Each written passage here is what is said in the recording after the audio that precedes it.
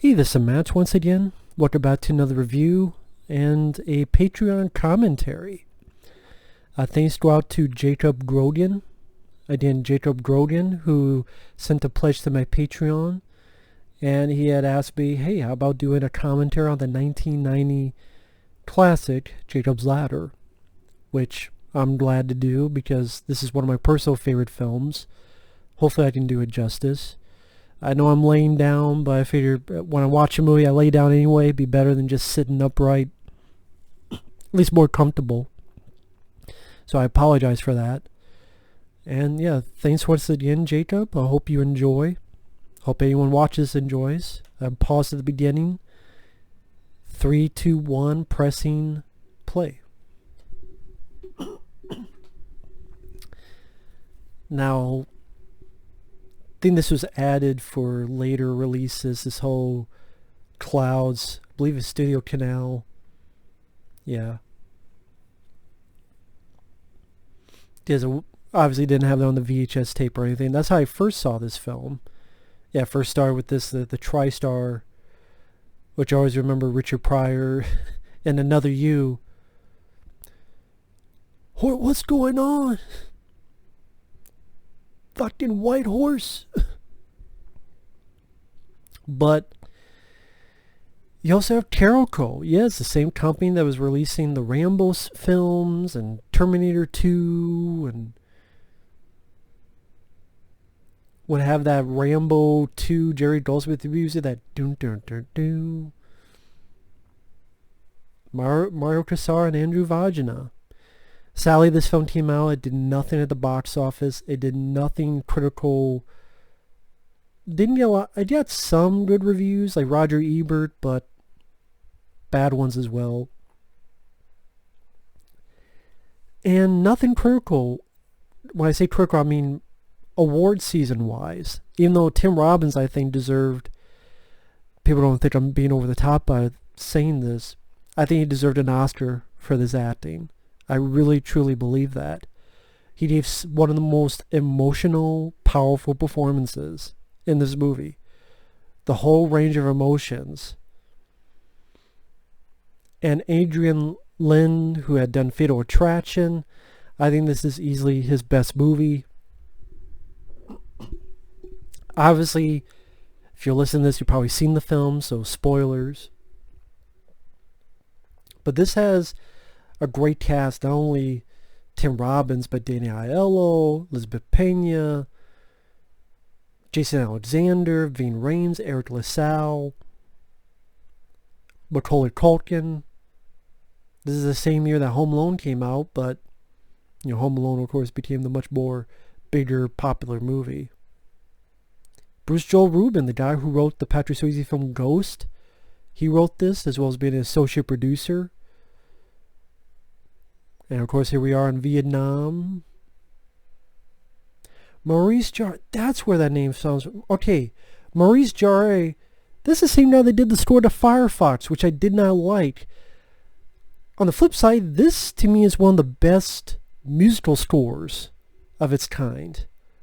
This musical score, I think, is absolutely amazing of a musical score.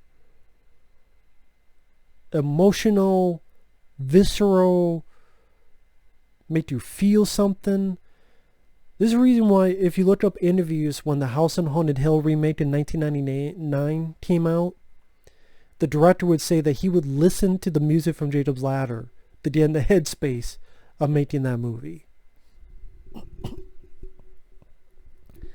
And for a film that was ignored when it came out, is ignored nowadays, no one ever talks about Jacob's Ladder except they did a stupid, useless, pointless remake. This was fairly influential.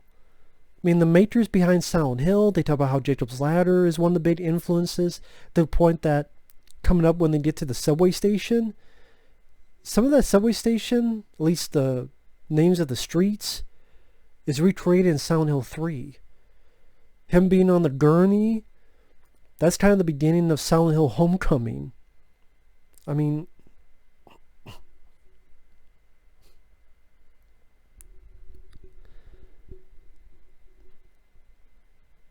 And a lot of films that dealt with the shaking heads, and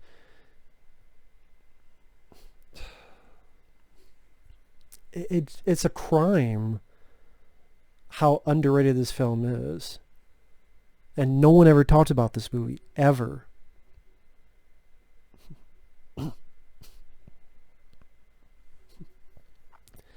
These guys goofing off each other. Ving Rhames, please, he's asking politely. I got a fucking tweezer, man. Like, you have this humor, jovial humor, and then how quickly the shit hits the fan and chaos reigns supreme. And like I said, spoilers, if you don't know this movie, if you've never seen the ending and the movie itself, beware. Truthfully, this beginning part is the only real part of the movie. And this whole sickness these soldiers have. That Tim Robbins is seeing in person.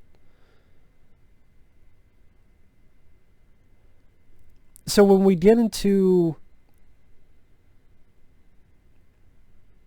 his real life,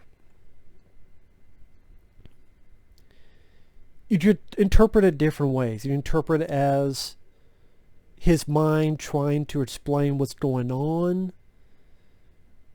and trying to fill in the gaps with his own thought process, imagination. If you're very religious, you could say that some angels, demons, trying to pull him in different directions.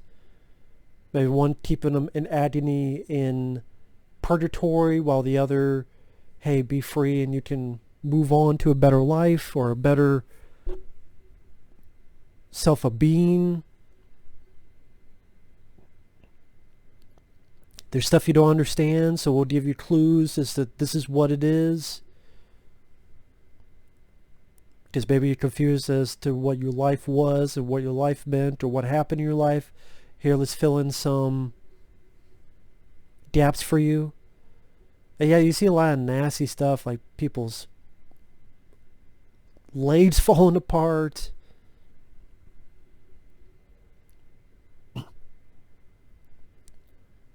Nice explosion, too. Nice big practical explosion. Done for real.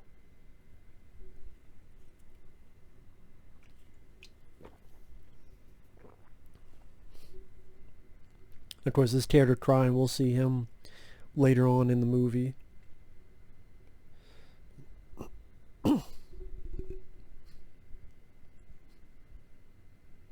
And this event coming up will go back to this from time to time.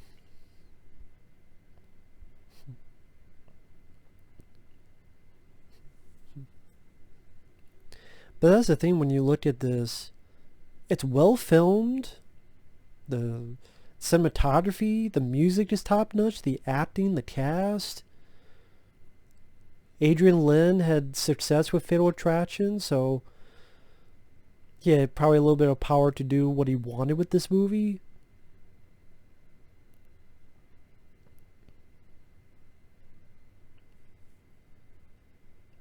Ooh, that's gotta hurt.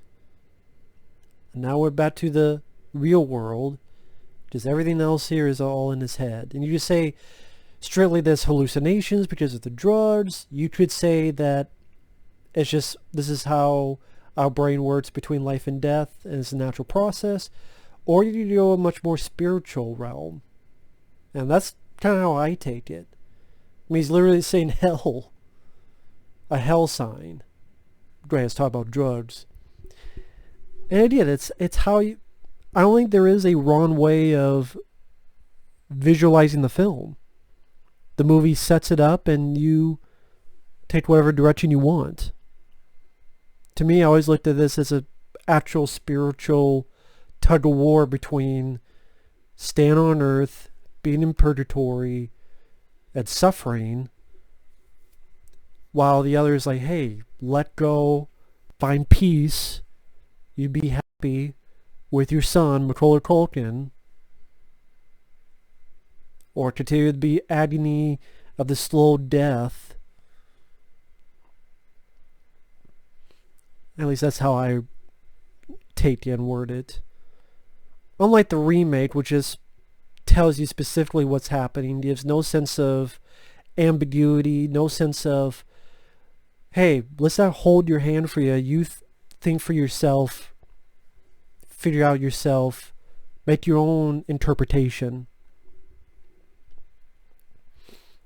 Even just as a horror film, like the remake isn't even horror 90% of the time, 95% of the time.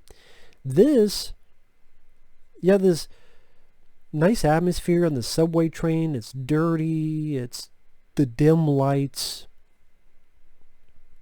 And then just this creepy imagery. Like, is that a tail? Someone's tail? Is that a rat tail? A dick? Should be doing porn with that dick. But I mean, it's like some weird fucked up tail. And this creepy old ass like gypsy woman staring at him. But with no facial expressions. And that's what I'm talking about. Like, this subway system. You would get some of this in the game Silent Hill 3. And I think some of those streets like Bergen or Bird, I forget the exact name, is referenced Silent Hill 3. Bergen, yeah, street.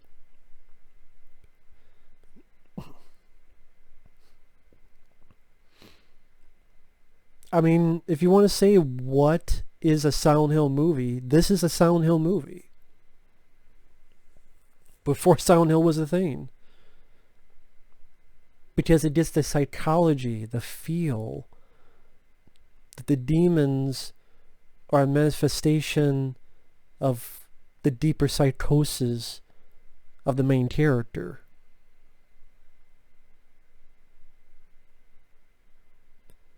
And yeah, just the way this whole subway system looks. So like atmospheric and dirty and lived in and real. At least back then.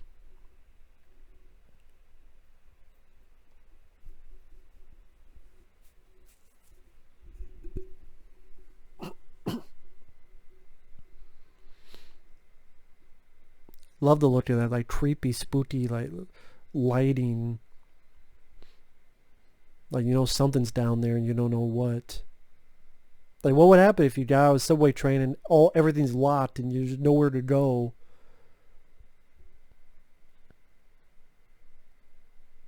And I like the way older films look. No filters, the cinematography, the look of it. To me, they just look more pleasing to my eyes. I don't mind HD, you know, of today, brand new movies, but I don't know, just something about the way these films look, they're just more aesthetically pleasing to me. I love these quick shots, like this creepy, something's coming down there, you see this bit of light, and the light bulb shaking. It's this nice build-up.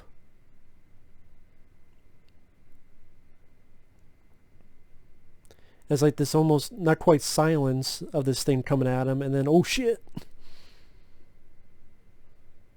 And speaking of creepy images, just all these figures that are, yeah, just staring at you.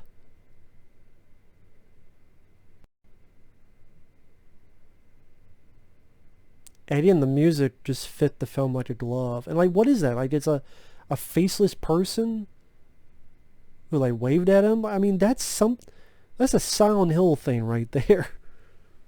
And this is way before Silent Hill. I mean, no wonder I enjoyed Silent Hill, because this I saw on VHS tape when I was a kid many times. Funny enough, the VHS tape, the cover, technically is a spoiler.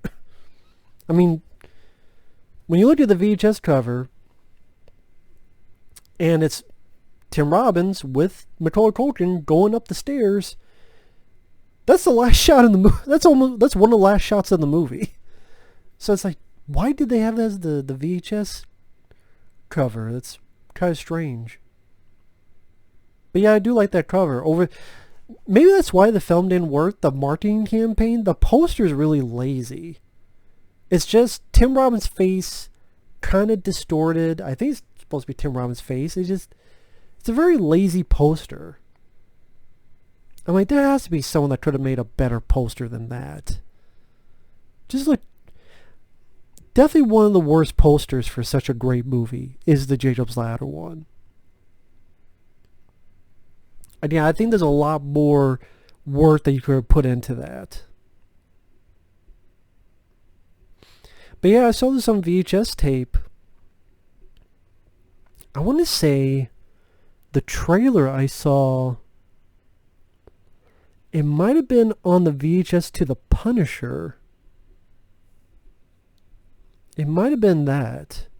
That's why I keep thinking in my head, the 1989 Punisher movie. I could be wrong though, but I swear that was the case.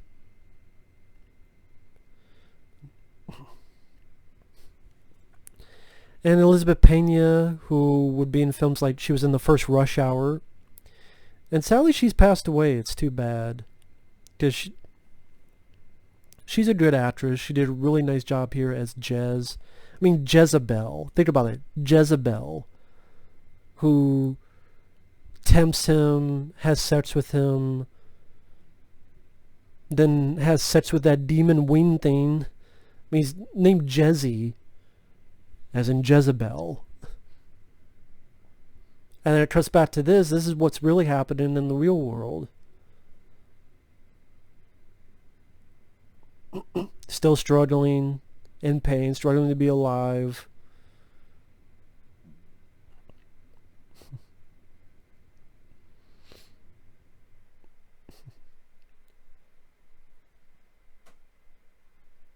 Trying to figure out what to do, and then sooner or later go back to this, again, sort of, kind of struggle.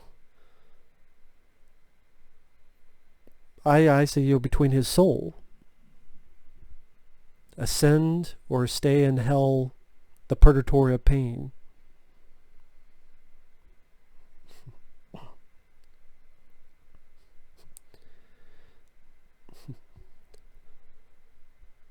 I mean, then it makes you wonder, is this what people who are in a coma, is this what they go through?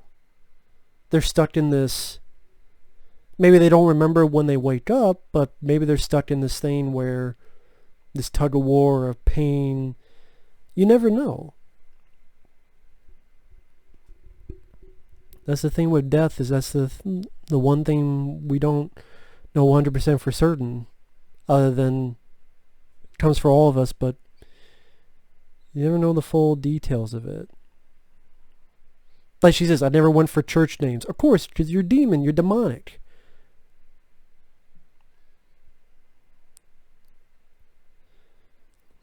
And this is one of those films that I wish there was a extended cut with the deleted scenes put back in the way they were, in the place they were supposed to. Cleaned up. I wish there was an extended cut of this. I wish someone did a fan cut, extended cut of this. I would, if anyone out there knows about editing and does extended cuts, please take the deleted footage in this movie and get an extended cut. And the only thing I ask is at the end credits, snip that stupid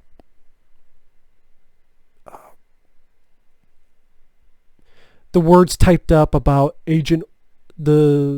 back in Vietnam, the Agent Orange, well, not that, but the governments were doing tests. You didn't need that shit. That text at the end of the movie. Cut that out, put in the deleted scenes. Please let me know if anyone ever does that. If anyone ever does that, please let me know. I would beg to watch that. That's how much of a fan I am of this. This is also one of those films that tricked me when the DVD came out, because I remember looking at the DVD at first, I'm like, there's no special features on this. Well, that sucks. And then I think on a whim, I bought it. And then I checked out, I'm like, whoa. There is stuff on this. There's a commentary? Wait, there's deleted scenes? There's a making of? Where they interviewed the director and the writer? What the hell?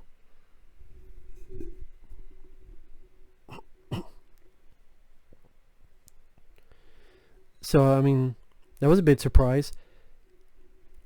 And this would have been a movie that should have had a special edition long ago. You could have interviewed a new interview with Elizabeth Pena, an interview with Danny Aiello, who's no longer with us, interview with Tim Robbins. I forget where, I swear I saw some written interview that he seemed like he was a fan of the movie, proud of it. And an extended cut. You have 2 cuts of the film. This movie deserves a lot more. And here we get the Macaulay Culkin character. Very touching. Again, Tim Robbins, of all the characters in movies, this is like one of the guys you feel the most sorry for, what he's going through.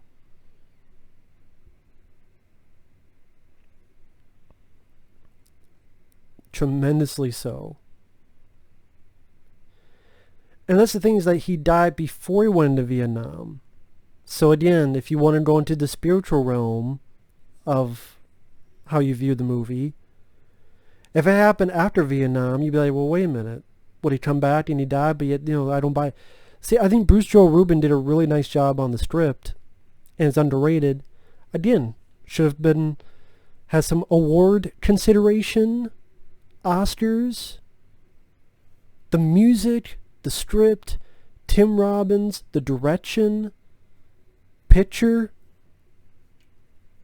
I don't even know what won Best Picture that year. I really don't. Could have looked it up, but probably just made me more mad. I'm like, really? That movie? See, this demonic thing, like burning literally his life away, his good part of his life, pictures of him and the woman he had loved. And it shows that Jezebel is not the nicest person. Da da da da, Sonny boy.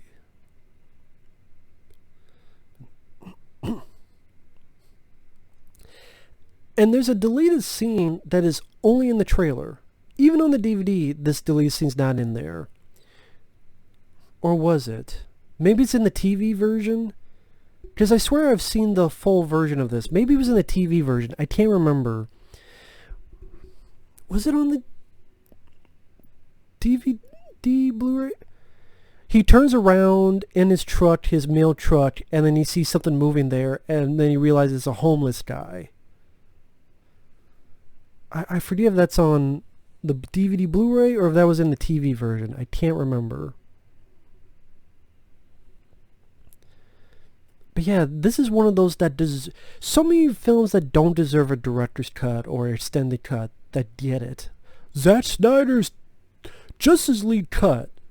Who gives a fuck? Still gonna be a shitty movie. This movie deserves an extended cut, not fucking Justice League. Give a fuck. Well, okay, I'd be curious to see it, just to see how different it is, but with all the films I want to see extended cuts of, that would not be in my top 50. The uncut version of Cobra, a cleaned up version of Hard Target, everything put back into it, this movie and more. We got Danny Aiello, may he rest in peace, as really the only good soul that he's going to encounter. His angel of the movie. And you can even see, like, he the way the smoke is almost like he is, the way the sun is shining as if it's the heavens. Danny Aiello dressed in white. A guy who fixes his pain. Literally, his job, a chiropractor, fixes his pain. Makes him feel better. Like an angel, like his angel would. Gives him advice. Tries to help him out.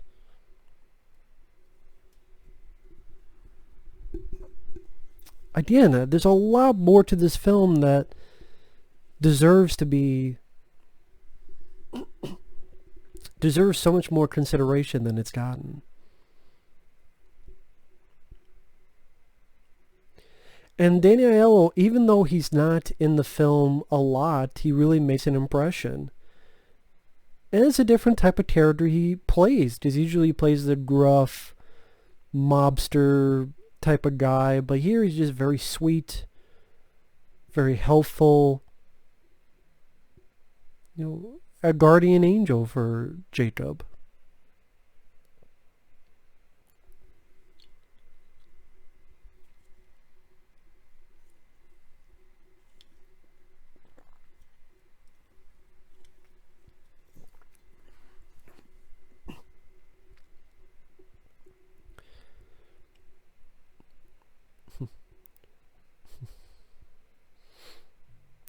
Even this bit where literally Danielle says, relax, it's going to be a bit strong. And gives you a little bit of flash about what's going on.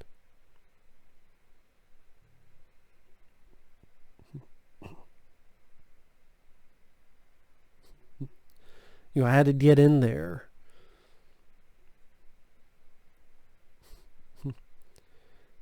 I can't tell you exactly what's going on, but I had to get in there to make you see a little bit more. Even he goes, hey, you look like an angel,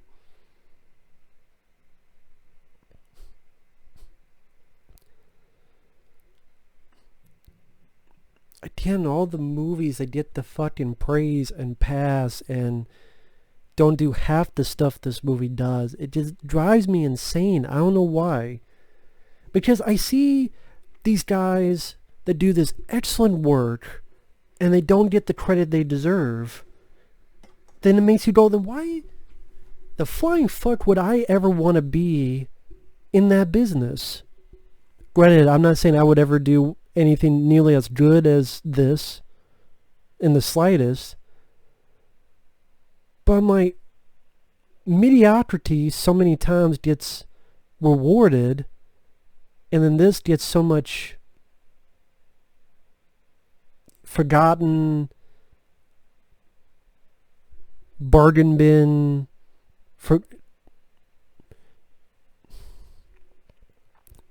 it's a damn shame.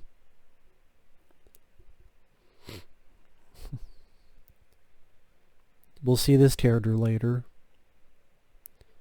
Doing the sort of creepy aspect of when you get after this car chase. Well, he's being chased. That crazy, weird, and then this thing, what is that? Just the shaking thing. And you just did brief glimpses, what the hell is that? Just makes it more creepy. And it gives you all these things what is it? Is it hallucinations? Is it because of the drugs? Is it because of this and that? And to me, seeing it so many times, my interpretation is whatever he's in the middle of, something that maybe happens to every person.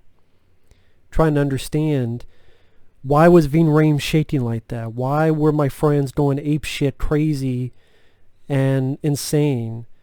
At the end, when he finds out that someone he knew stabbed him, a fellow soldier, why did that happen?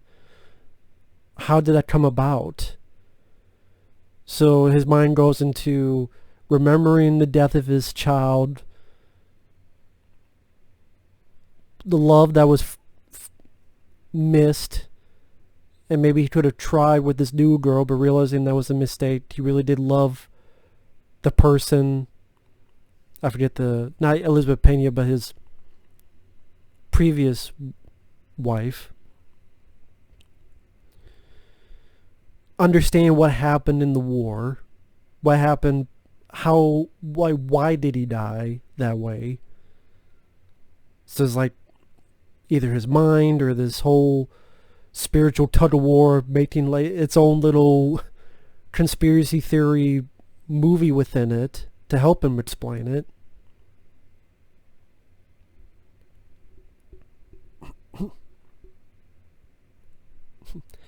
That's one of the things that I highly disagree with James Rolfe when he reviewed Jacob's Ladder. He didn't hate the film, but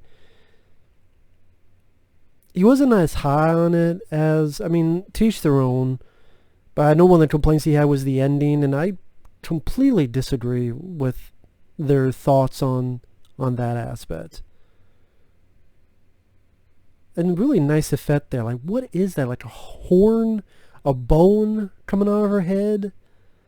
Really weird and crazy. It's like, I can't tell what what it is, but it's really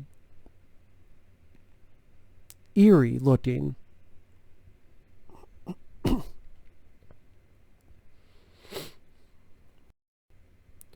I just love the way this film looks, the way it's lit.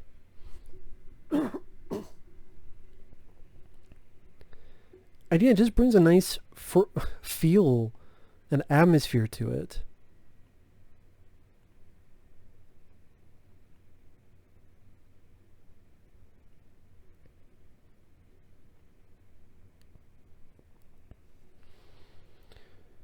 And I do want to look up, I should have done this before, I do want to look up some trivia so that in the more moments I don't have anything to say, at least I could talk about something. Because I can say I'm not the best in audio commentaries. I mean, usually audio commentaries is someone who actually worked on the movie or people that bounce off of, but with the way my internet is right now, it's not going to pick up other people's dialogue that well, among other stuff.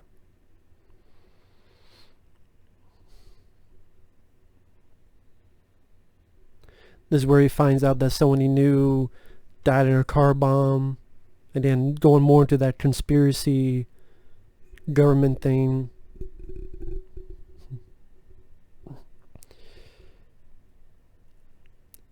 Certain imagery was inspired by the photographs of Joel Peter Whitkin, most recognizably the image of the hooded, legless man shaking his head, inspired by Whitkin's 1976 photograph, Man with No Legs. All special effects were filmed live with no post-production. For example, to achieve the famous shaking head effect, the director filmed the actor waving his head around, keeping his shoulders and the rest of his body completely still at 4 frames per second, resulting in an incredibly fast and deeply disturbing motion when played back to the normal frame rate of 24 frames per second. The subway station in the film was actually an abandoned lower level portion of the station which had to be retiled and fixed to look as if it was still in working condition. Adrian Lyne turned down Bonfire of the Vanities so he could direct Jacob's Ladder. His first choice for Jacob Sr. was Tom Haynes, but Haynes turned it down to do Bonfire of the Vanities. Tom Haynes, that would have been interesting. But I thought Tim Robbins did a fantastic job in this. Sidney Lumet and Ridley Scott all tried to get the project greenlit during its several-year period of non-production.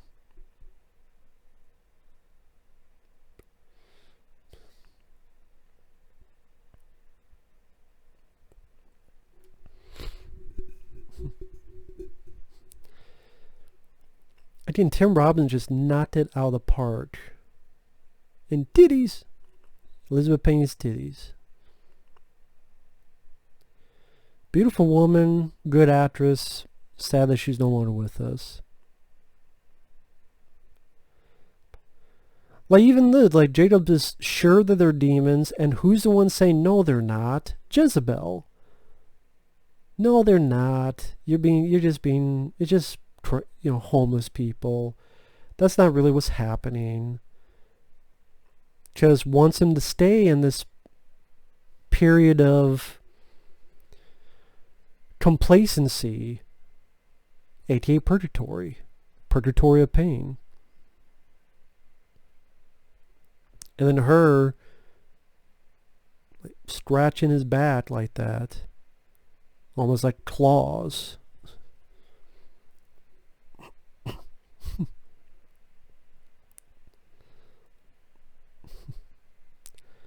It's like a spiritual version of the Matrix.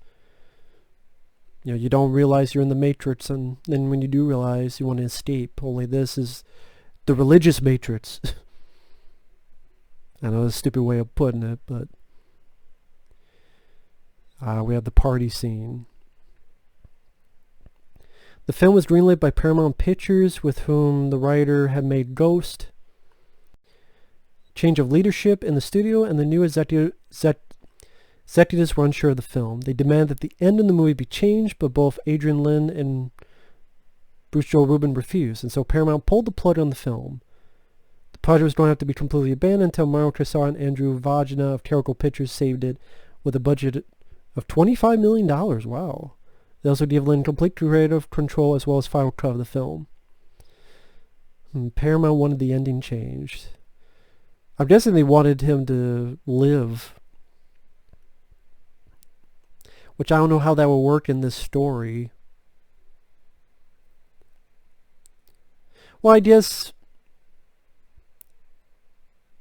the ending probably would have been, he did find out it was a government conspiracy, it was hallucinations, he overcame them and moved on with his life. I don't know.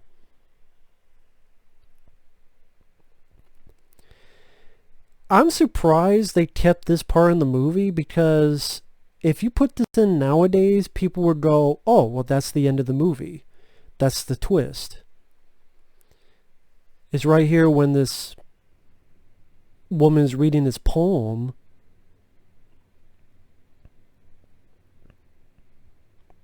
And, they're jovial and they're goofing around and they're having fun. Both doing a really nice job.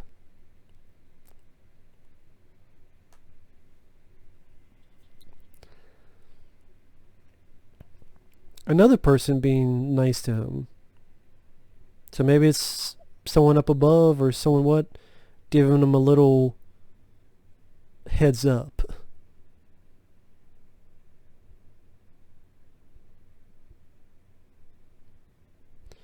This is your lifeline.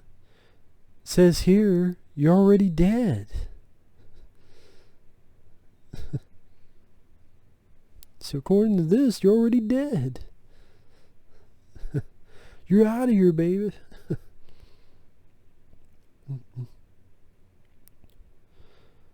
See, nowadays, people would hear that line and be like, oh, well, that's the ending. But that type of twist, well before The Sixth Sense, which I think this movie is miles better than The Sixth Sense, all the accolades The Sixth Sense got, this film should have gotten. I'm sorry. Sixth Sense is overrated. Hell, that year, Stir of Echoes I thought was a better movie than The Sixth Sense. I don't even think that's M. Night Shyamalan's best movie. Unbreakable would be that. Sixth Sense, it's an overrated film. There's many Bruce Willis films I enjoy more. I would say I like Unbreakable and Signs more than Sixth Sense. Stir of Echoes is better than Sixth Sense. This film is fucking miles better than that. But yet, that got the accolades and the box office. It's got nothing. Total bullshit.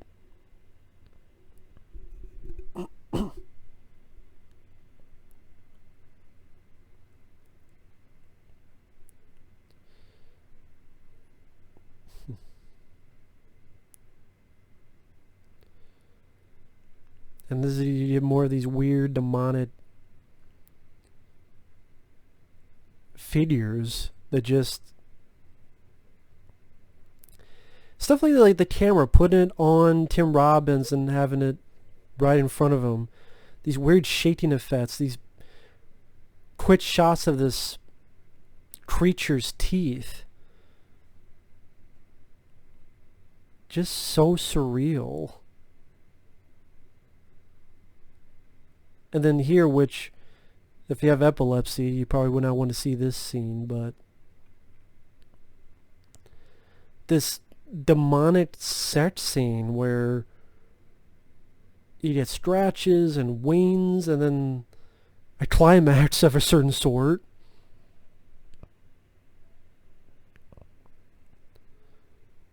This weird, creepy wing thing. Which this reminds me of the scene in Silent Hill 2 where Pyramid Head is having its way with a fucking mannequin thing and your character's hiding in a closet. and really cool practical effects, but they show just snippets. So, and then with the lighting, like what the hell is that with the mouth? Like this fucking horn out of the mouth. It's hell of a way of the orgasm. Like you don't blame Tim Robbins' character for freaking out like he does. It just makes you feel so bad and sorry for him, man. Seriously.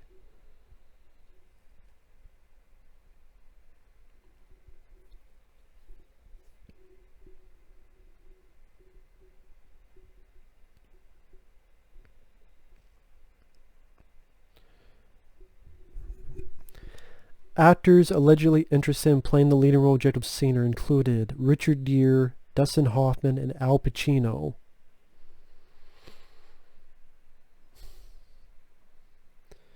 Dustin Hoffman, I like him as an actor. I don't... Well...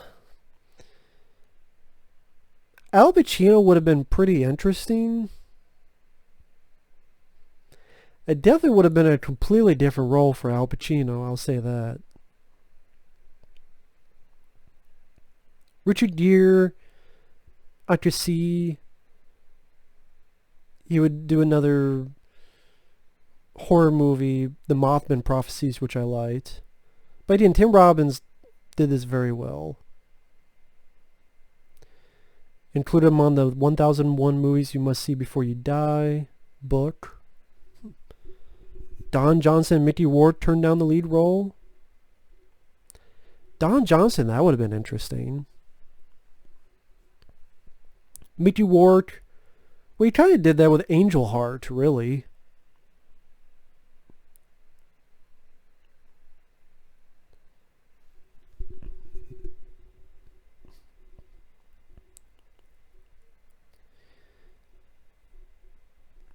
Film released in the same year as Cadillac Man, which also had Tim Robbins.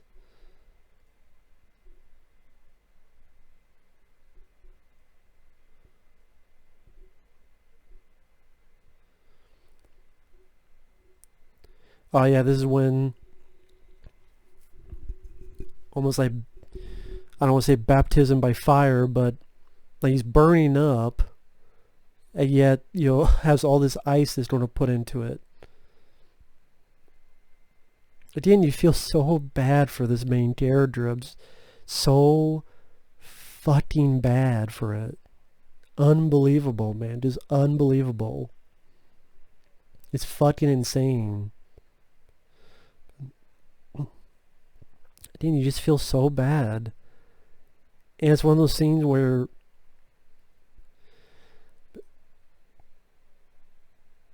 again, this being here, this pain and agony, he's burning up like you would in hell. Even all the ice in the world can't stop it. The purgatory thing, man.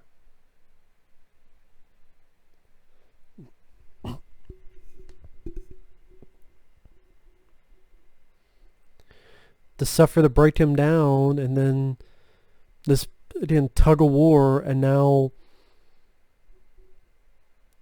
hey, so you don't suffer too much, let's bring you a little bit of easy leeway, remembering a moment where you had with your former wife and your kids.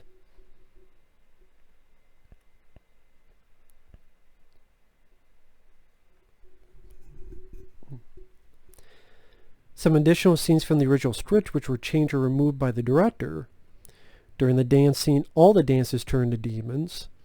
During one of the Vietnam flashbacks, Jacob has a vision of a staircase accompanied by heavenly music. Jacob watches a reverend on TV who rants about the world coming to an end. Jacob sees an image of a demon on the wall of his living room, which, when he looks closely at it, becomes a portal to hell.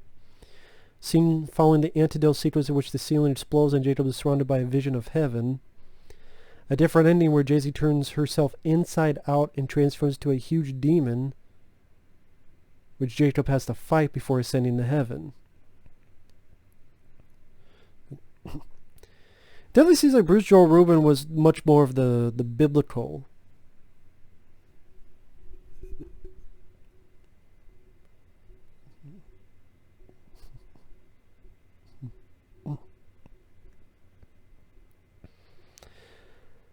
I do see why Adrian Lin wanted to be less of the people with beats. He didn't want, Adrian Lin, I'm sure, didn't want the audience to laugh at like, what it was, this a fantasy sword and sorcery movie or something. So, and it made it a bit more creepier and in a weird way relatable for our world. These deformities and like snippets. Like, what the hell's going on here?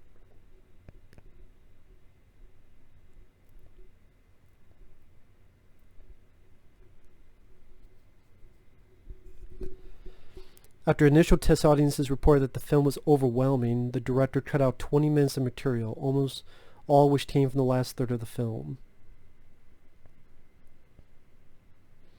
A scene where Michael gives him an antidote for the latter, a scene where Jacob thinks he is cured but turns out not to be, a scene where he goes to Michael's apartment and finds Michael decapitated.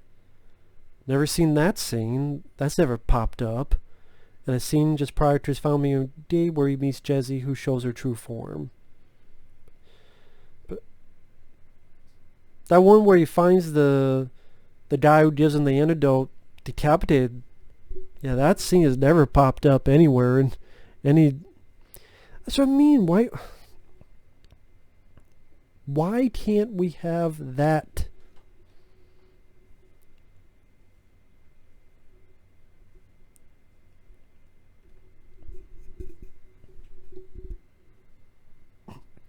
Teaser trailers show scenes delayed from the original cut. Exactly. Disfigured man attacks Jacob with knife. The scene was originally in the beginning, where after he is almost run over by a subway train, Jacob goes to the men's room, where he finds one man raping another while the second one pulls a knife on him. I don't know if it was meant for the beginning of the film, but I thought it was right after the antidote scene. I could be wrong, though. Jacob is sitting in the mail van, reads a book, when suddenly he sees a bag of mail starting to move. That's what I was talking about. Originally in the scene, some homeless man was sleeping inside the van.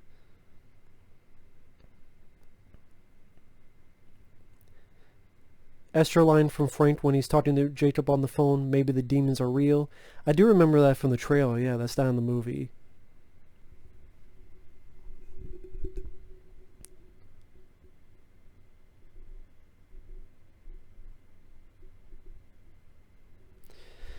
While theatrical trailer shows shots of Jacob screaming, "Who are you?" from deleted Jesse's transformation scene, teaser trailer shows alternate version of the scene with Jesse's face getting disfigured and her turning to a different looking demon than the deleted scene. I did see that in the teaser. In an original script, there was a scene where Jacob burns down some army headquarters building in a fit of rage. The scene was filmed but deleted and was never released, although a picture of Jacob holding the torch and gasoline came from the deleted scene was shown in the 100 Scariest Movie Moments. That's right, the Bravo 100 Scariest Movie Moments. That, yeah. I do remember that picture. Again, all this stuff that should not have been deleted.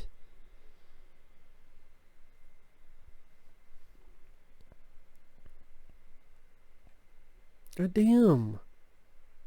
Fuck, man. Why was it deleted? Overwhelmed. Then the audience was a pussy. The audience were pussies back in 1990. They're goddamn overwhelmed. 7.5 IMDb, that's pretty good considering it's IMDb.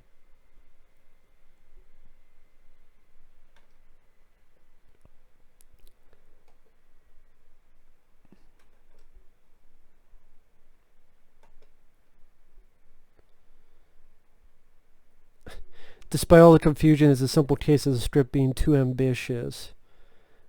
Maybe it went over your fucking head, Empire.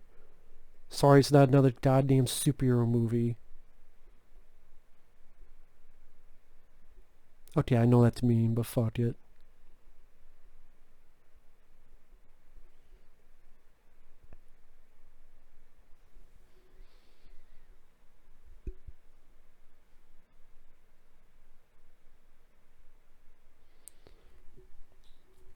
And man, this shot here, just the sadness, the fucking out of it state of Jacob Sayner's character right here. You know, all that ice melted. Just dazed. And just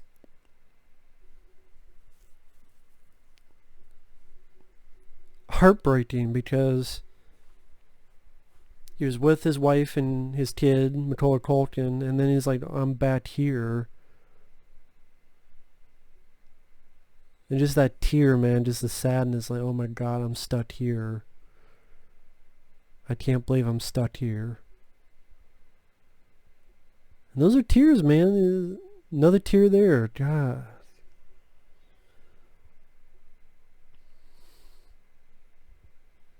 And all those marks on his face, too. Must have been some good makeup they put on there.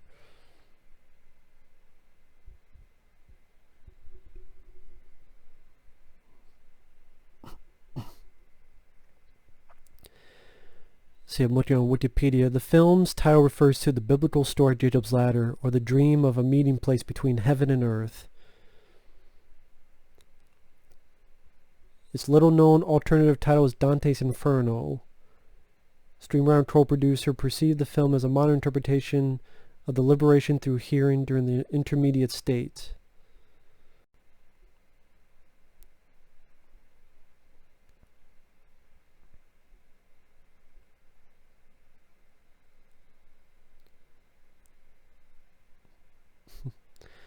And Bruce Joel Rubin actually began work in 1980 on the script. Tried to sell the script without success. Someone at Universal Pictures said they loved it, but it was not for his studio.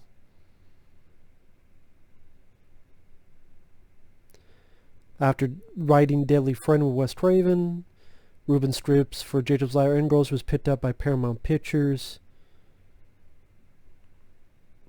Adrian Lyne liked it. He wanted Tom Hanks. Tom Hanks said no. Tom Hanks went to do Bonfire of the Vanities. Paramount canceled the project because they didn't like the ending. Calico Pictures took the production. Gave Adrian Lyne creative control.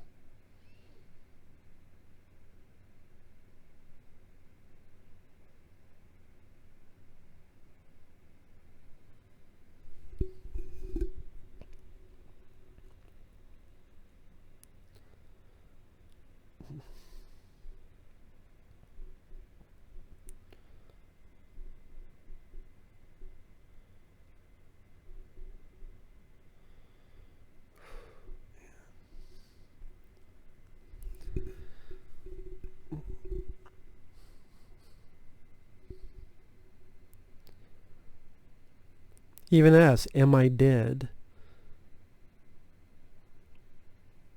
You feel so bad for this. Of course Jezebel's going to lie. Well, I guess technically he's not dead, but he's giving him false hope. Man.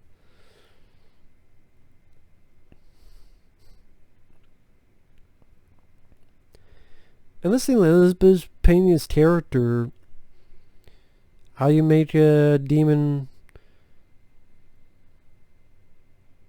dangerous by pretending to be the nicest person out there and then stabbing you in the back.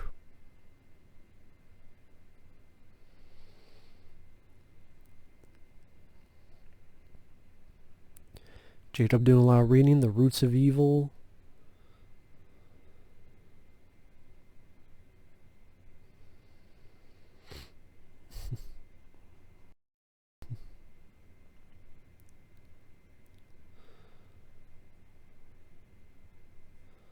Man.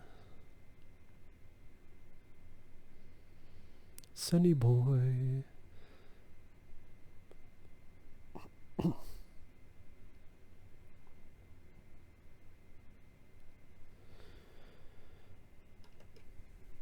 says here on Wikipedia, the legacy of Jacob's Ladder. Yeah, it greatly inspired the Silent Hill games. The film's influence on their...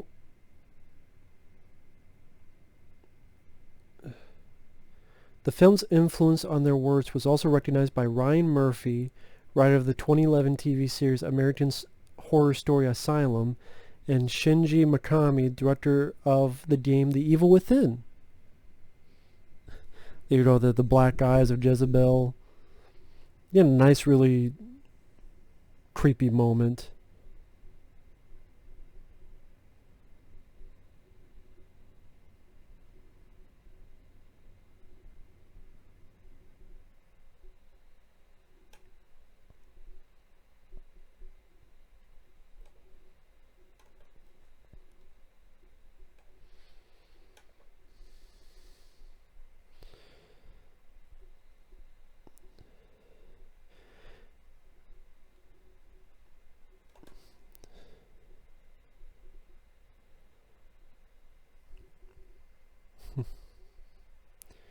Sorry, just checking something.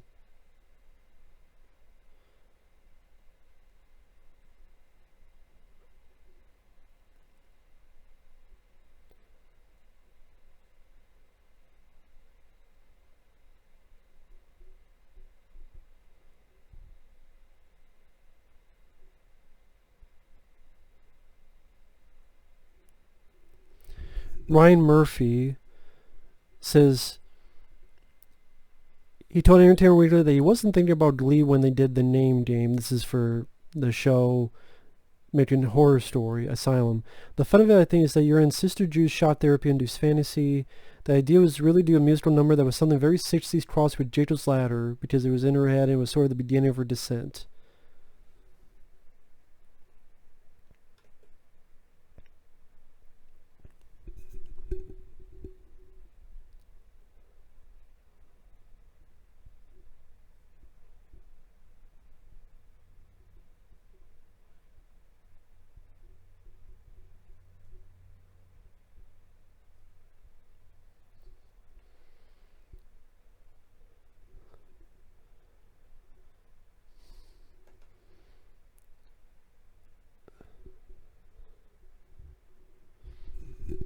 For the legacy, Kim Manners prepared for directing the X-Files episode Grotesque by listening to the music of Jacob's Ladder. The music video for the 2010 song Nightmare by Avenged Sevenfold is an homage to the famous hospital scene from the film. It was chosen because the band's deceased drummer, The Rev, was a fan of the movie. It was directly referred to in Silent Hill 2 and 3. It was also referenced in the 2002 Twilight Zone episode Night Road.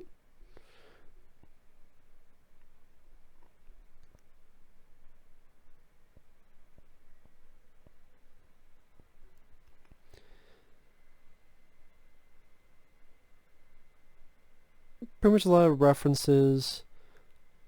Uncle sampled dialogue from the film in their 1988 Rabbit in Your Headlights, and again in 2003 in Inside.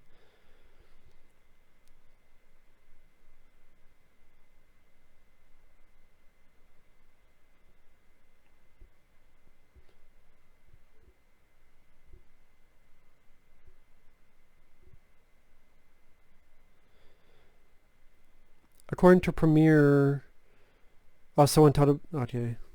Sorry. Bunch of BS is this thing on Wikipedia. Of course, we're at the scene where Jacob is talking to the guy we saw earlier in Vietnam, who's also seeing these images.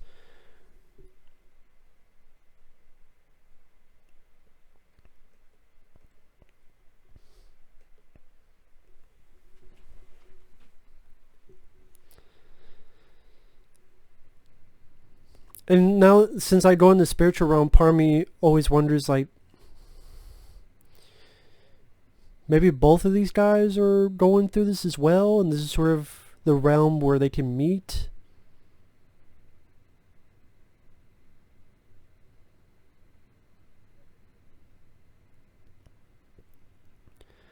Because again, it's not black and white, it's not... Like, what are the demons this guy's seen? Or the other character seen? Or maybe this is just all for Jacob Senior's mind or visual, spiritual tug of war to deal with.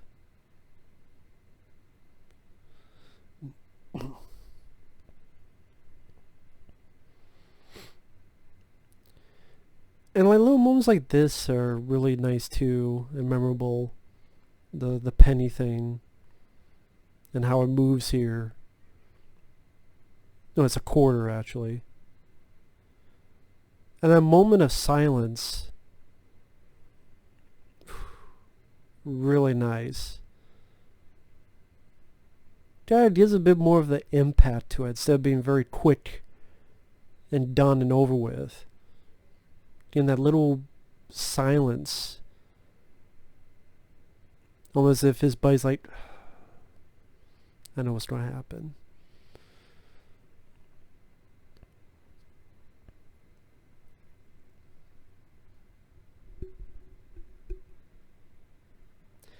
That's the actor Matt Craven, I believe, who we're going to see later in the film. Guy who created The Ladder.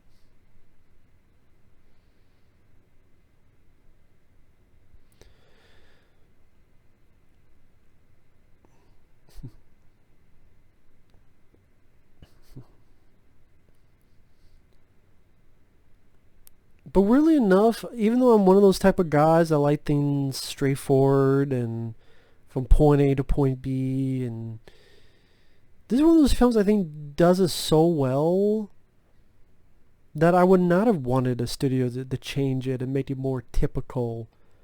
It was one of the 100 problems with the remake. The remake has no ambiguity, has none of the creep factor, atmosphere,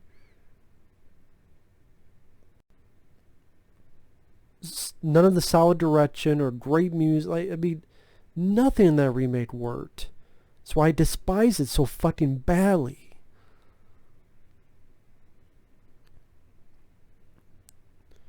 Easily, this is one of my favorite films ever. Easily.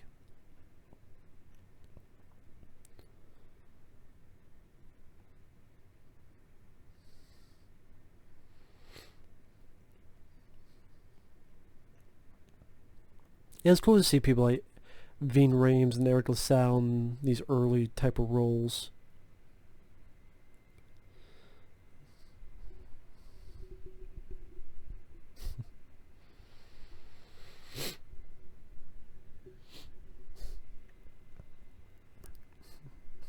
Sorry I'm not talking much.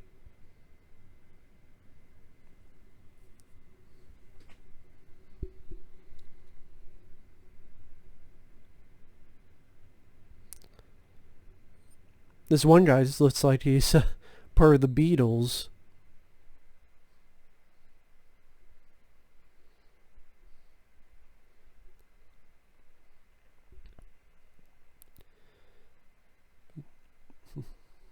I forget what, man. Ringo, yeah, he looks kind of like Ringo Starr. Well, he's a brother of Ringo Starr.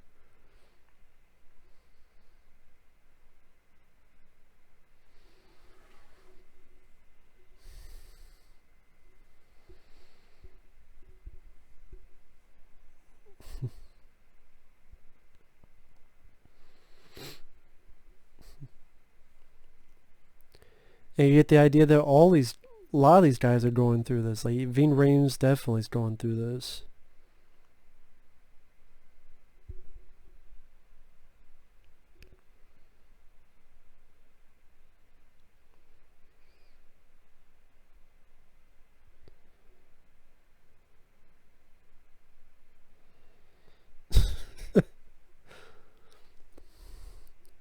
Hope he can hold his dip better than he holds his bottle. So.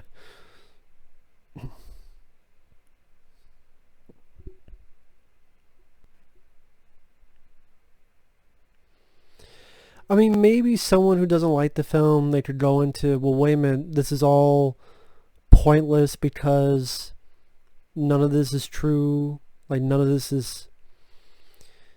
Once you find out the twist, it's like, well, what's the point of this diatribe about this government conspiracy since it can't be true at all because he's really dead, so...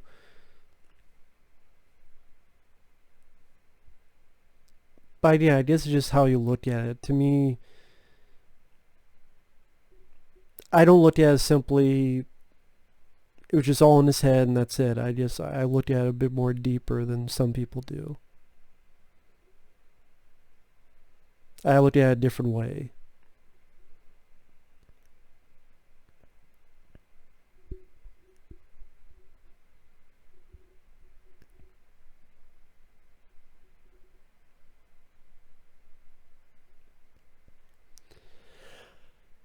I do wonder though, I mean, I'm not saying this is what I would like, but I do wonder if they had gone with, you find out it was a government test, and then the finale is he, overcoming with the antidote, and maybe the other soldiers do too, and maybe it would have been more successful at the box office, maybe. I don't know. But I don't know if it would have the... I mean, you say at least it does have a cult status, if not a mainstream status. And yeah, Jason Alexander's the lawyer. I never watched much of Seinfeld, so this was one of the films I always remember him the most, not Seinfeld. Of course, he's the most famous for that, and is I either remember him for this or when he did the Met DLT commercial. It's the hot, and the cool.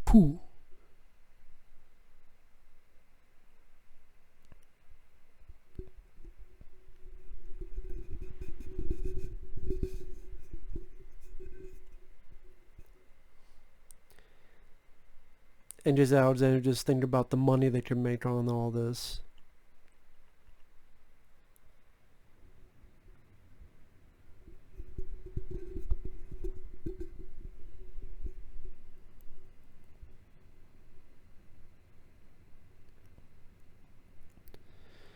But this whole government conspiracy thing.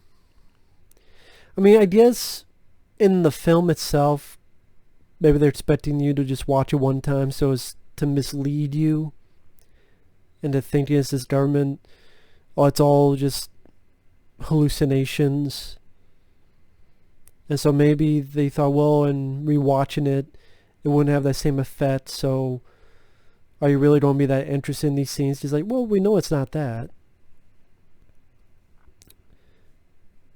But again, it's for people who are big fans of it, they look at it deeper on those aspects of trying to understand your death, rationalize it.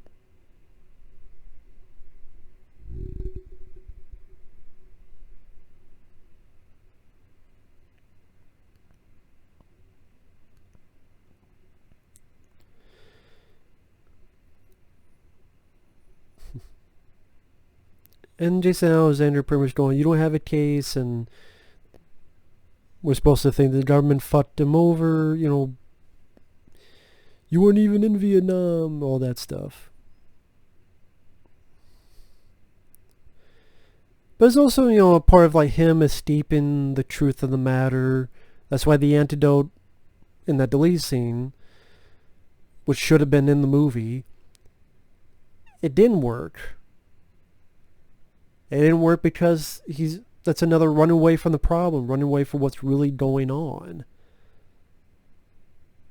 I mean, yeah, you can understand it, but that doesn't mean fixing it. You understand what happened to you, but that's not what's going on right now. Yes, the sense that his friends betrayed him and are keeping silent.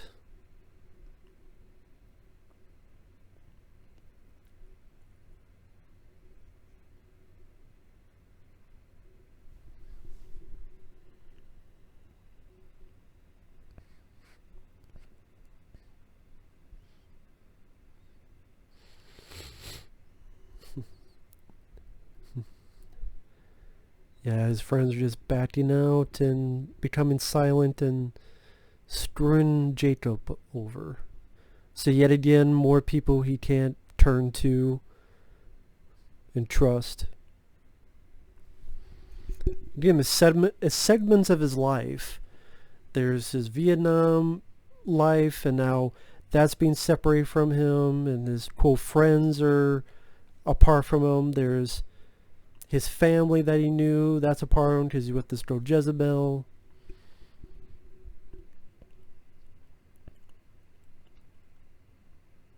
You know, taking things of his life away. Kind of like what Danny Aiello will say in that great scene later on.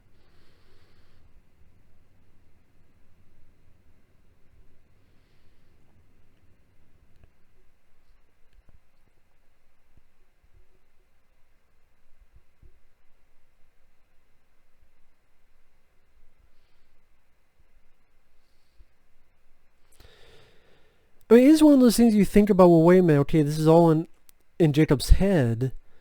Why would Jacob Senior see Eric LaSalle looking over at Ving Rhames and the other guy who's looking at Eric LaSalle? Like, why would we, the audience, see that if this is all in Jacob's head? Jacob's head wouldn't know that. Why would Jacob's head even think that? You know what I mean? That's why, for the most part, we always follow Jacob Senior. We always follow him in each scene. Just why wouldn't he after the reveal of the ending? So it's moments like that, it's like, well, wait a minute, well, how come? But I mean, when you tell a story like this, it's hard to be 100% perfect on the nose with it. But this movie, I thought, did a really good batting average on that ambitious story they were telling.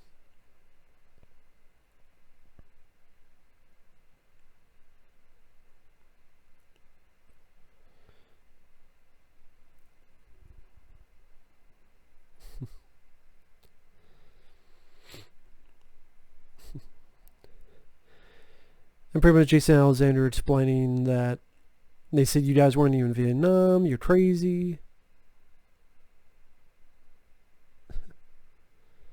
One of the few times I've heard Jason Alexander curse.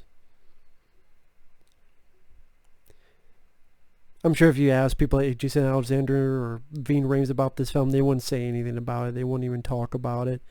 Oh, whatever, it's a big part in the movie, who cares?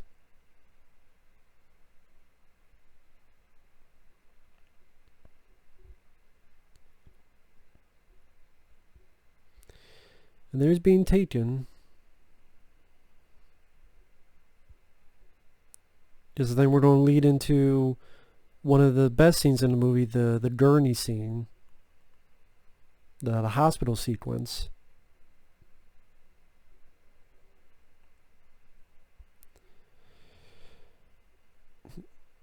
Which I'm going to keep the movie going. I'm going to be right back. Pretty much it's just he's going to be thrown out of the car anyway, and then this weird Santa's going to try to steals his fucking wallet. Very weird, quirky moment. But I'll be right back. See you guys in a bit.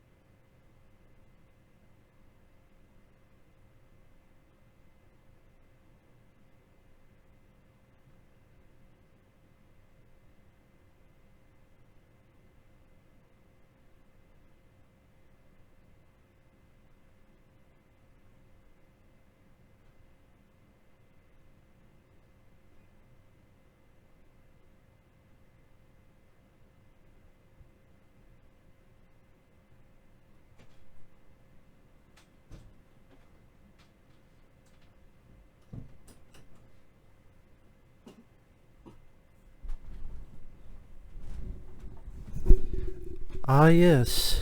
Made it just in time. Definitely one of the... I would say the horror-wise, the best scene in the movie.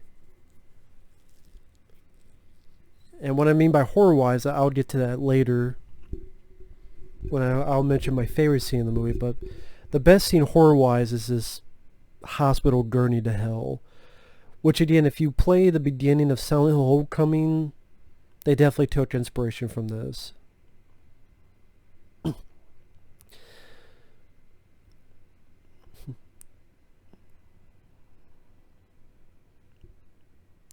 But just how this trip literally goes from a hospital, like a really rank, dirty hospital, to hell.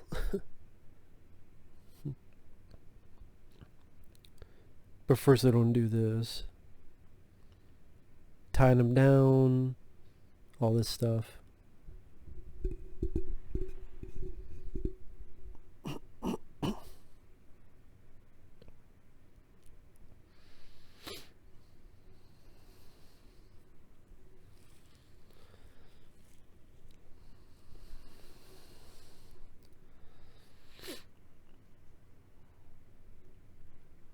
Yeah, this here, man, here's our trip to hell. Literal. Again, this is a Silent Hill movie. Way before the Silent Hill games. I mean, just going from, quote, normal to the dilapidated walls and then dirtier, and just a horrible place to be in. Just more like encrusted, falling apart walls and floors. Chris a bit with his son's bike, which you would see stuff like that in the Silent Hill game easily.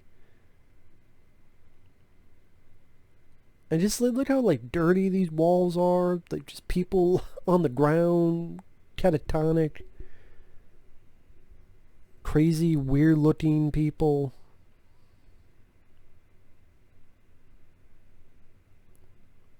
Guy just bouncing his head on the wall till it's bleeding.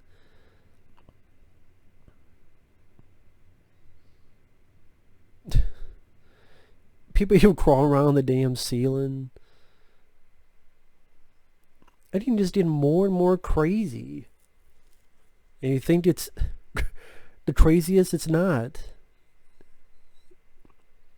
Just so surreal and so fucking... And now we got body parts. We got fucking body parts.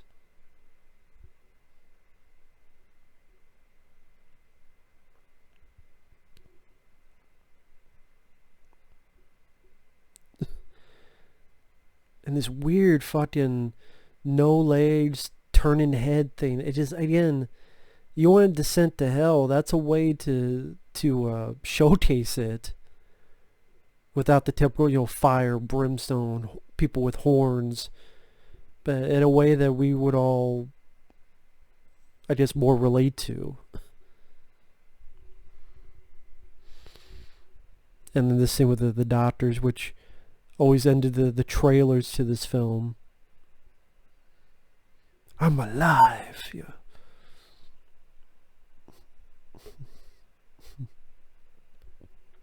Again, is that purgatory of pain, just this consistent suffering. And there you go, Jezebel herself, again, further cementing that she's part of the problem, who doesn't really want to help, but wants him to stay there.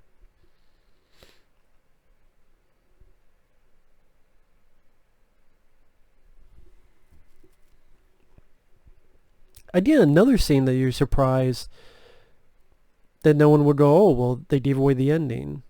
You're dead. I'm not dead. I'm alive.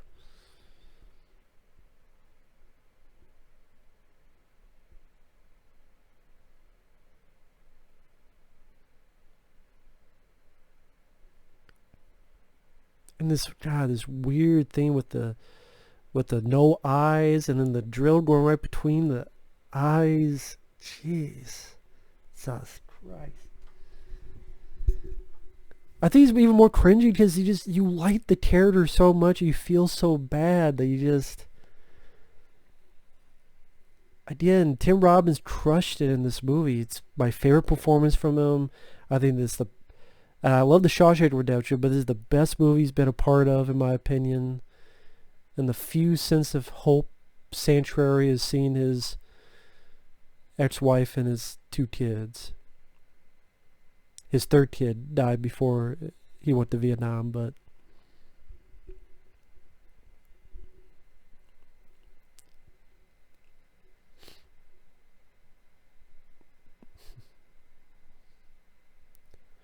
and he's saying I'm not dead, like trying to convince himself or what?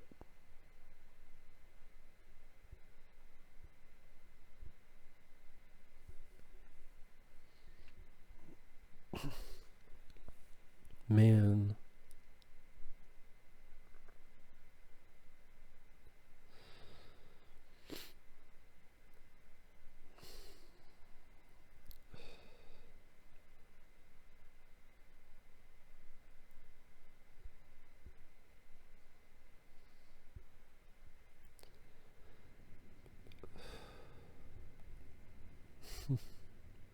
Sorry, I'm getting sucked into the movie.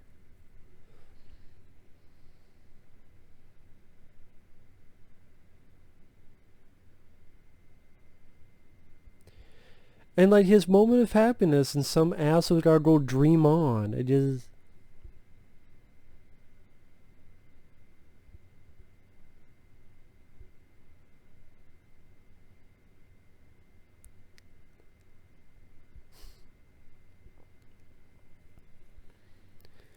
My God, man. I mean, if there's a movie, a textbook case to showcase how to make someone sympathetic, it's this movie.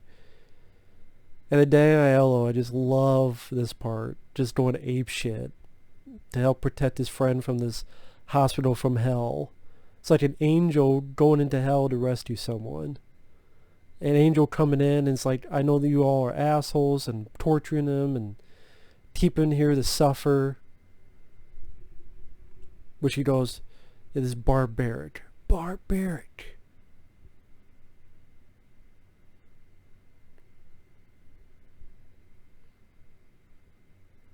They even said, why don't you just put him out of his misery? Take one step and wrap this around your neck. My favorite role from Danny Aiello, rest in peace, man. Love. Again, he's not in the film much, but when he pops up, he makes an impression.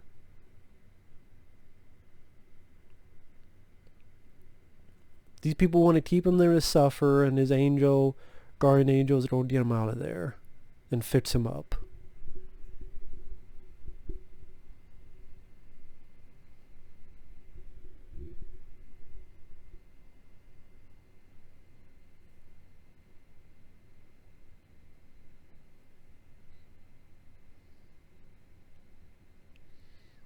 Man.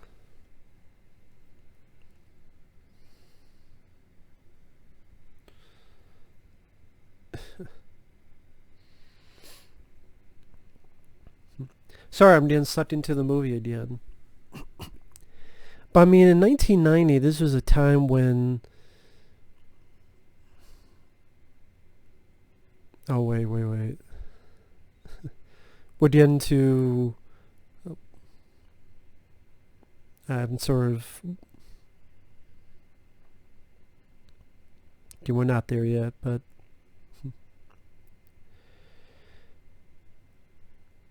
Yeah, we are here.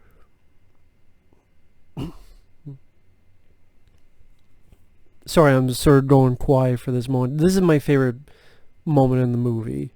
I said the hospital was my favorite horror part. This is my favorite part of the movie because this really says it all here. This moment coming up.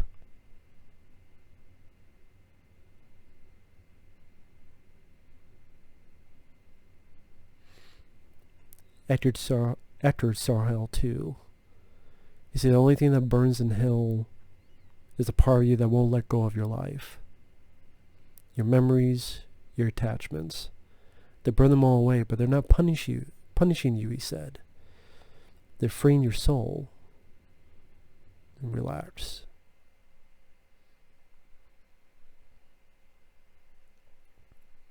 Here you go. If you're frightened of dying and you're holding on, you'll see devils tearing your life away. But if you made your peace, then the devils are really angels, freeing you from the earth. It's just a matter of how you look at it.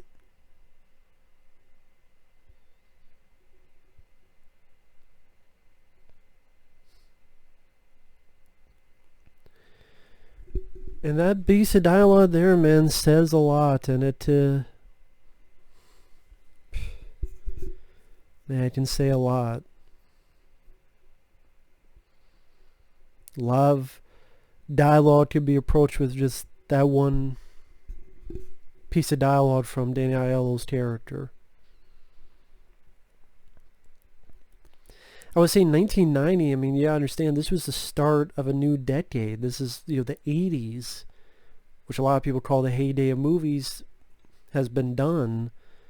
And you see a little bit of the 80s residue when he did 1990, 1991, seeing films like Cliffhanger, in 93, Demolition Man, in 93, you had Die Hard 2 in 1990, Last Boy Scout in 91 or so, where you had these guys like Van Damme, Stallone, Schwarzenegger, T2 in these early 90s, and then those guys, their films were bombing, and other more effects driven, Jurassic Park, Twister, Independence Day, or other actors like Nicolas Cage and Tom Cruise, these other guys, even more so, that you don't need the big physiques. Just, these stuntmen, special effects, more and more of CGI, even horror. Freddy, Jason, Michael Myers, they were on their downslope. Now, I think there's a lot of great horror films in the 90s. People always say it's a bad decade. I never understood that. I mean, in 1990 you had this film, The First Power, Misery. You had Child's Play 2, Tremors, Exorcist 3. You jumped to 1999, you had Scream, well, Scream's 96, but 99, you had The Blair Witch Project, you had Stir of Echoes, you had House on Haunted Hill remake, which I thought was good. You had, I think, Idle Hands, which I enjoyed. You had, in between, The Relic, Deep Rising. You had Wes Craven's New Nightmare, and The Mouth of Madness, People Under the Stairs.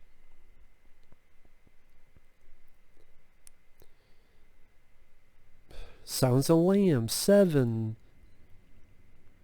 I mentioned Scream. I like Death Machine. There's plenty of horror films in the 90s I enjoy. So I never understood that whole 90s is a bad decade for horror. You had Stephen King's Graveyard Shift, which I enjoyed. You had, the list goes on and on. And this is included. Great year. 1990 itself was a great year. You had Die Hard 2, The Adventures of Ford Fairlane. You had, I said, Child's Play 2, Exorcist 3. You had, it's hard to remember everything at the top of my head. You had, I mentioned Misery. You had Total Recall. You had the first Ninja Turtles film. I mentioned Tremors.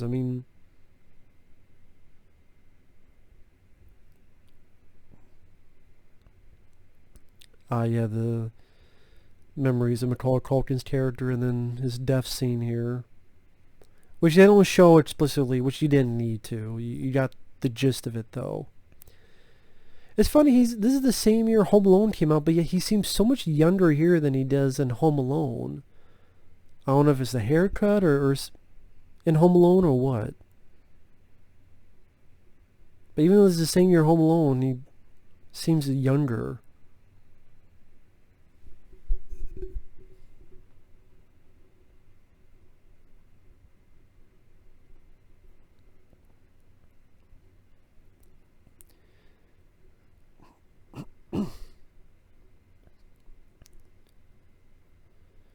Again, they won't let up on this guy, for fuck's sake.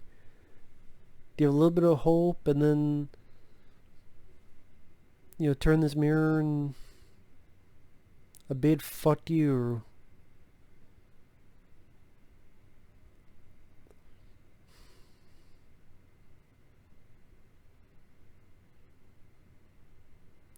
I mean, having that look of fear and crying is not an easy damn thing to do, man. That's a performance right there. And again, he got nothing for it. Nothing. What the fuck? Such fucking stupid bullshit. Pisses me the fuck off. Now I do want to know what the hell won that year for awards.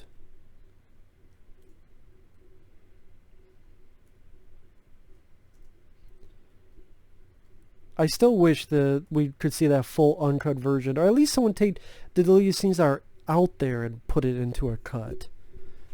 Again, just take out that text at the end about, well, the government was doing these tests and blah blah blah. Just take that shit out.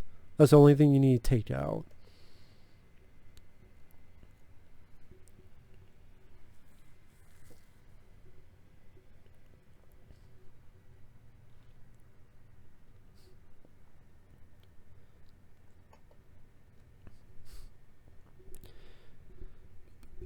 Is him talking to Matt Craven, which he's going to meet up.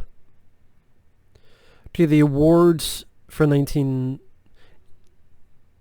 telecast was 1991, but in 1990, these were the nominees for Best Picture: Goodfellas, Godfather Part 3, Ghost, Awakenings, Dances with Wolves. The Godfather Part 3. A film no one fucking remembers, no one gives a shit about. Even fans of The Godfather don't give a shit about The Godfather Part 3. Give me a fucking break. Best Director, Kevin Costner won for Dances with Wolves. Not even a big Dances with Wolves fan. Francis Ford Coppola, Godfather Part 3. Again, a film no one fucking remembers. Talks about. Goodfellas. I like Goodfellas. The Drifters. The fuck is The Drifters? Reversal of Fortune, Barbette Schroeder. What the fuck is Reversal of Fortune? Jeremy Irons won Best Actor, Reversal of Fortune. Nominated: Kevin Costner, Denzel with Wolves, Robert De Niro, Awakenings, Gerard Depardieu, Cyrano, Richard Harris, The Field. What the fuck is The Field? What the fuck is Reversal of Fortune? These are all films that no one fucking remembers and no one talks about ever. How fucking good is the goddamn movie when no one ever fucking... I said people don't talk about Jacob's Ladder. At least it does get fucking mentioned from time to time. I just think not enough. The Field. What the fuck is The Field? Some film with Richard Harris and John Hurt. Reversal of Fortune.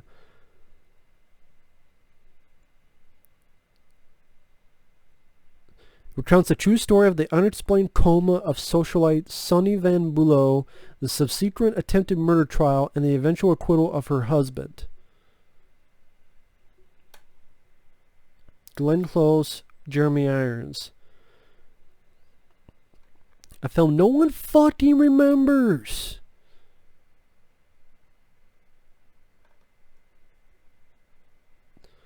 I don't know a single goddamn person in my entire fucking life that's even heard and talked about Reversal of fucking Fortune.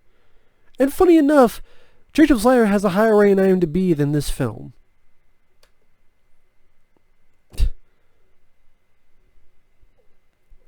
But hey, Jeremy Irons won Best Actor. Oscar.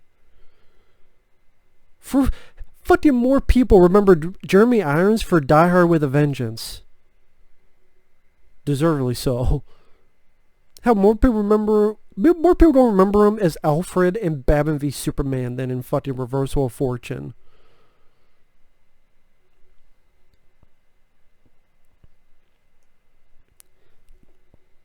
Freddie Bruce Joel Rubin did win an Oscar, but it was for his Ghost, not this movie.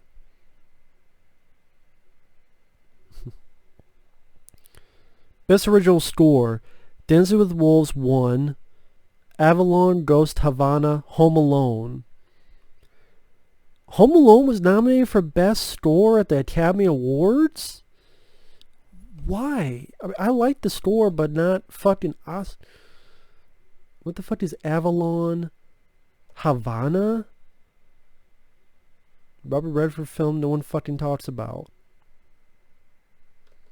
So I'm talking over Matt Craven giving his great speech about, creating the ladder and what happened there.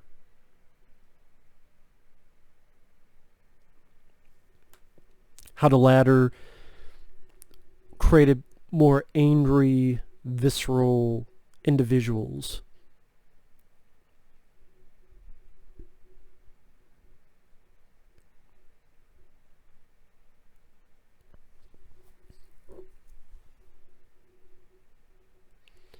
So morale was down, so let's test it on the soldiers. Use the ladder. Just, go real up.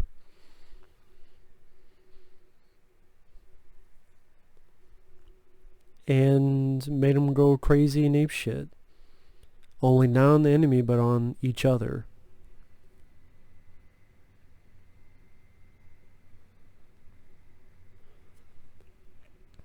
Again, the way I look at this is explaining what happened that night. Why did he die? First, fully realizing he did get stabbed. Who stabbed him? Another comrade.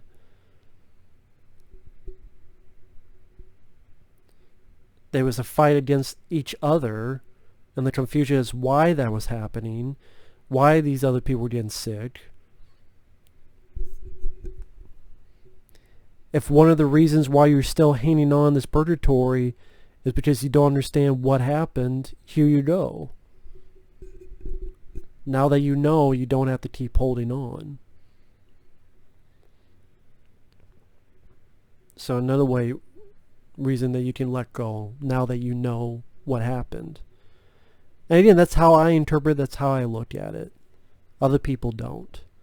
But that's fine. I don't have to think for them. I'm supposed to be thinking for myself, not for them.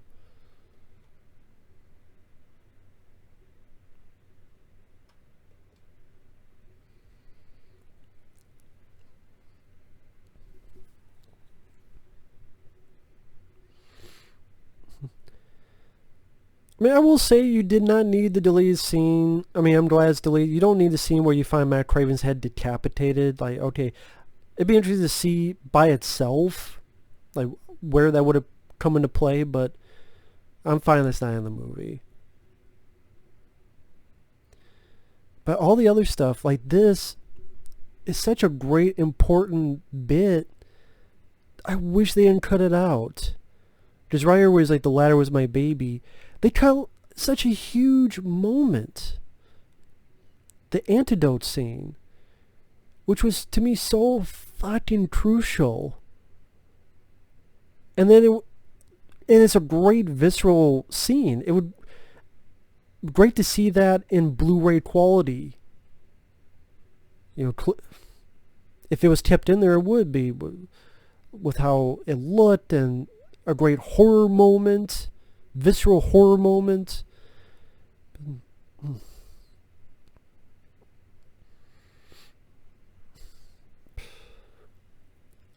Fuck.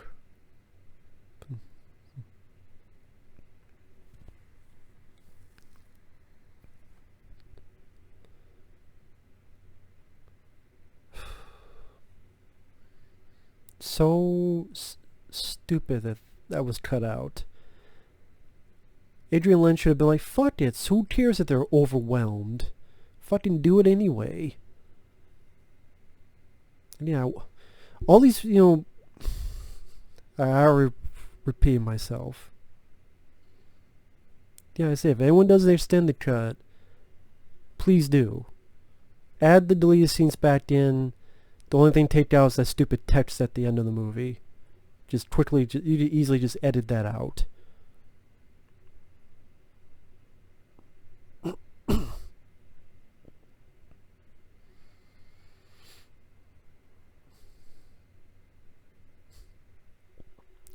And that's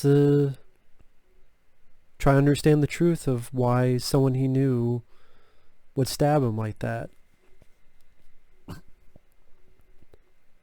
Maybe the soldier that stabbed him could have been one of the people we did know before, like Eric Litzau or Ving Rhames or any of the other guys that we had seen before. This seemed like a guy, I don't think we've seen that guy before. So that's like one other little nitpick, like maybe, but oh shit, Ving Rhames did it, or oh shit, the other guy did it, and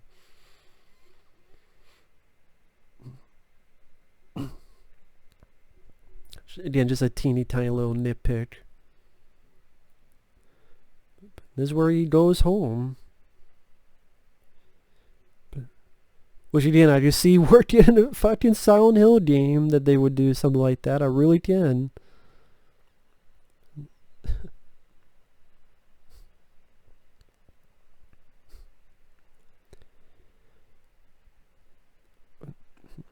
And also they cut out the whole, his final, how do I put it? It's not a fight, but his final, standing up to Jesse, the Jezebel, the Elizabeth Pena's character, because by this point she's like, I can't remember the last time we saw her, but this would have been the final confrontation of that, which again should not have been cut out in the first place.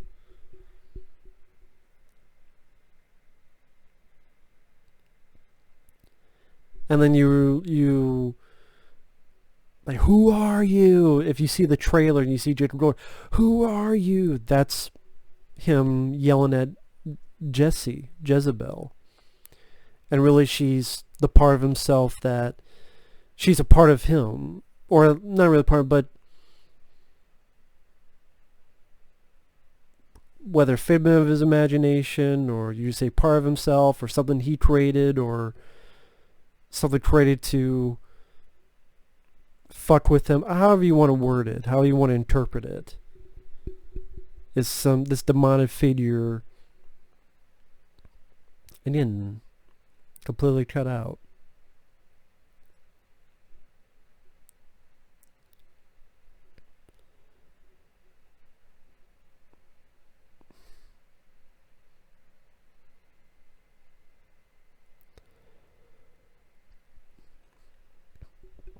And this is him looking around his home, remnants of his house, of his life.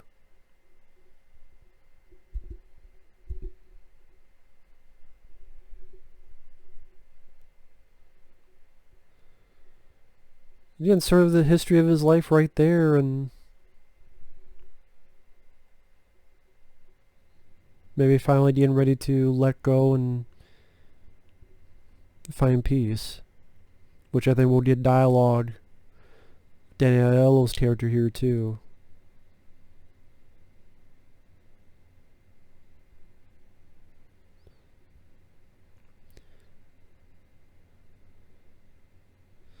But if you made your peace, that was really angels freeing you from the earth. I love the way this was edited with the heartbeat. I thought that was really nice editing. Sort of flashes of your life you'd see before your eyes.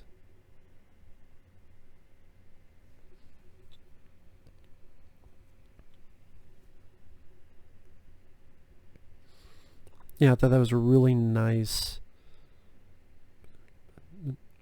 way to do that. Almost like this heavenly glow out of the windows.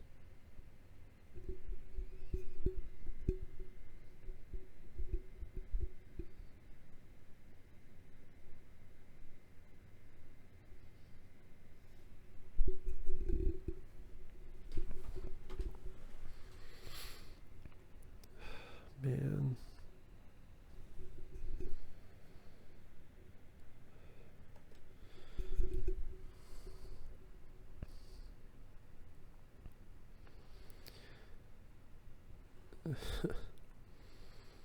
Then you just really feel for this character, man. And you really want him to find some kind of happiness. At least some kind.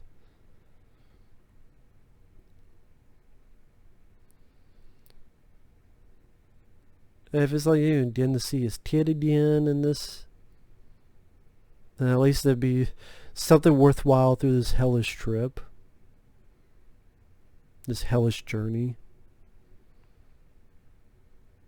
I think the music just encapsulates it perfectly. It was almost like the kids, the parent, and the parents, the kid. Like the kid's been through this and has more knowledge on this.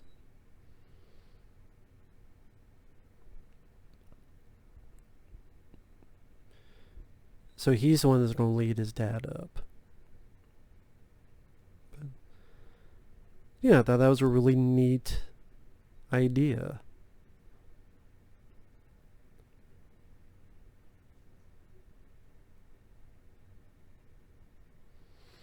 And this is what I'm talking about. If you see the VHS poster and stuff, this right here is the VHS poster as he turns his head. Right there. You know, that's the VHS poster. Almost one of the last shots of the fucking movie. Strange marketing. And this is where you find the twist. He never left Vietnam. He died there. But again, to me, this was the purgatory.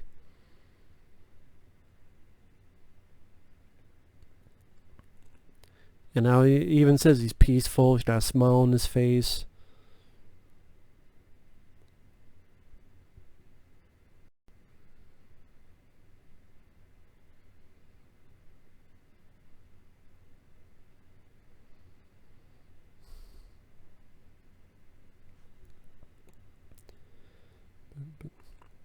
And it's like, okay, things are going to be okay because he found his peace with his son.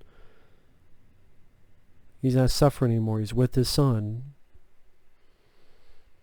At least that's how I interpret it. That's how I look at it.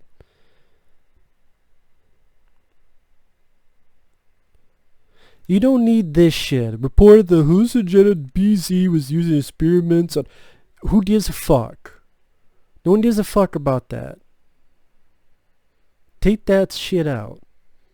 Just go to Adrian Lyne Film. And if anyone ever edits it, just cut that BZ shit. Just go to Adrian Lyne Film, and then this picture of Tim Robbins and Macaulay Culkin. Where you have the Sunny Boy song, and then it'll go to the, once again, the fantastic music. But I'll hang out for the credits here. Once again, I want to thank Jacob Grodian for the Patreon pledge. He asked for a commentary on this, which was great to see this again. Hopefully I did an okay job with the commentary. If not, I apologize. It's hard doing my best.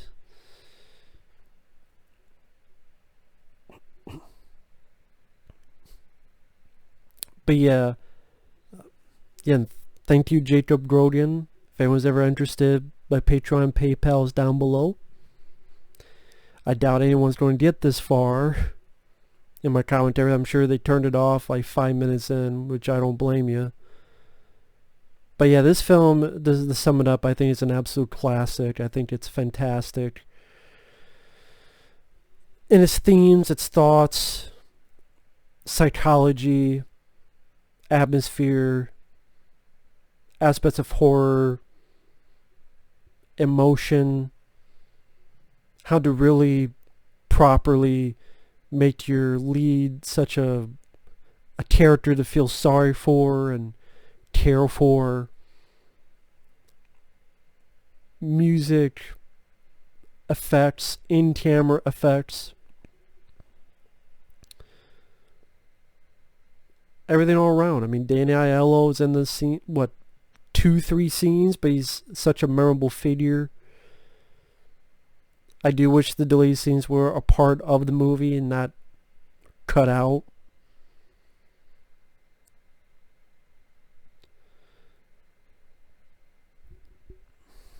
I mean, I don't know what more I can say. This film did inspire the Silent Hill games, and get these people to make a Silent Hill movie. Or people study this film to do a Silent Hill movie. Christoph Gans. You might got the visual, but you did not get the psychology, the deep philosophy, the ideas of Silent Hill. You got a visual of Silent Hill, but you saw it, but you didn't get it. You saw it visually, but you did not get Silent Hill. Christoph Gans. That's why I'm not a big fan of the Silent Hill movie, because he saw it, but he didn't get it. That's why I don't want him to do another Silent Hill movie, because he doesn't get... Go watch this. Study this movie. Christoph Gans. If you want to do your Silent Hill sequel, reboot, whatever the fuck.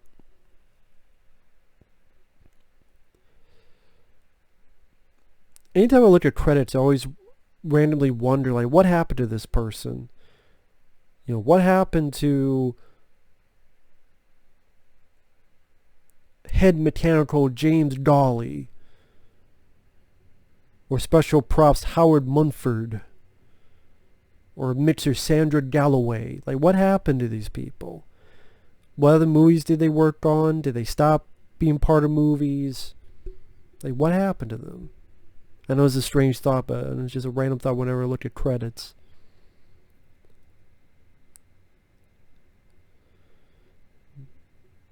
Media investment service provided by mediators. For some reason, media is underlined. Please, Mr. Postman, whoa, Mr. Postman. CDs and cassettes, back when you had low cassettes to listen to. Read the screenplay, Applause Theater Books. Carolco Pictures, which sadly, few years later will be out of business because they spent too much money on stuff. Sad to say. Film location in New York and the Commonwealth of Puerto Rico. Puerto Rico. Well, there you go. Thanks for watching. Take care. We'll see you later as the TriStar horse. Horse? What's going on? Fucking white horse? Thanks for watching. Take care. And we will see you guys later with more videos. Bye-bye.